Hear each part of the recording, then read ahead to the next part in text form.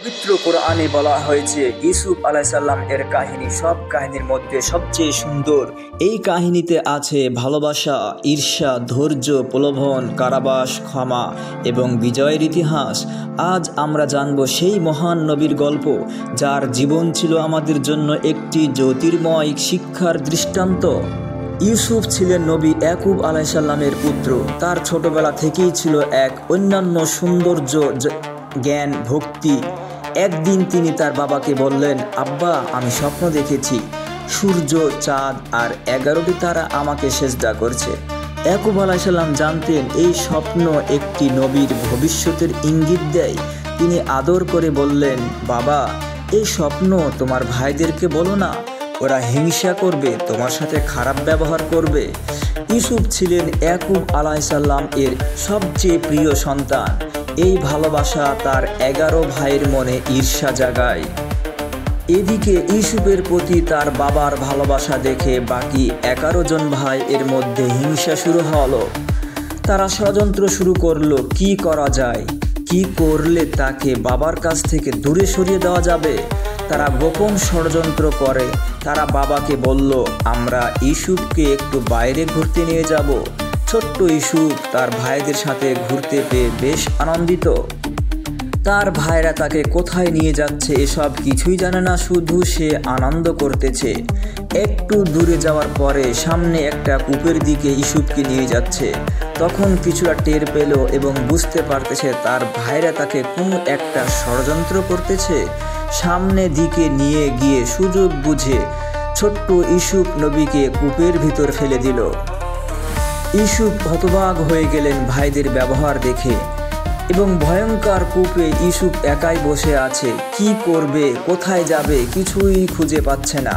নির্জন কূপে আল্লাহকে ডাকা ছাড়া কোনো উপায় নেই। আকাশের দিকে তাকিয়ে আল্লাহর কাছে প্রার্থনা করলেন, এবং সেই রাত্রে তার 11 জন ভাই বাবার কাছে ফিরে এসে বললেন, আমরা খেলা করতেছিলাম আর একটা নেকড়ে এসে ইউসুফকে খেয়ে ফেলেছে। মিথ্যা কান্না তার 11 জন ভাইয়ের চোখে, এবং একটা জামা রক্তমাখা তার বাবাকে দেখাচ্ছে। এদিকে ইয়াকুব আলাইহিসসালাম প্রিয় সন্তান ইউসুফকে হারিয়ে হতবিম্বর হয়ে গেছে, ছেলের জন্য পাগল হয়ে গেছে। এদিকে ইউসুফ নবী কূপের ভিতর আল্লাহর প্রার্থনা করতেছেন, এবং এক কাফেলা ইউসুফকে কূপ থেকে তোলে এবং মিশরে নিয়ে যায়। সেখানকার এক সম্মানিত ব্যক্তি তাকে কিনে নেয়। ইউসুফ ধীরে ধীরে প্রসাদে বড় হচ্ছে, তার সৌন্দর্য ও চরিত্র সবার মন জয় করে। যুবক ইউসুফকে পরীক্ষা করা হয় ভয়ঙ্করভাবে। আজিজের স্ত্রী তাকে নিজের দিকে ডাকেন, কিন্তু ইউসুফ আলাইহিসসালাম বলেন, আমি আল্লাহকে ভয় করি, আমি কখনো এমন পাপ কাজ করব না। ইউসুফ আজিজের স্ত্রীর কাছ থেকে পালিয়ে যাওয়ার চেষ্টা করলেন, কিন্তু আজিজের স্ত্রী অতি চালাক, দরজা বন্ধ করে দিলেন এবং মিথ্যার আশ্রয় নিলেন।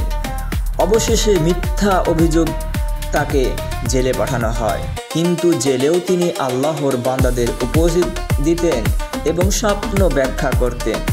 বাদশাহ স্বপ্ন দেখছে 7 মোটা গরু, 7 শুকনো গরু, 7 সবুজ শস্য, 7 শুকনো শস্য।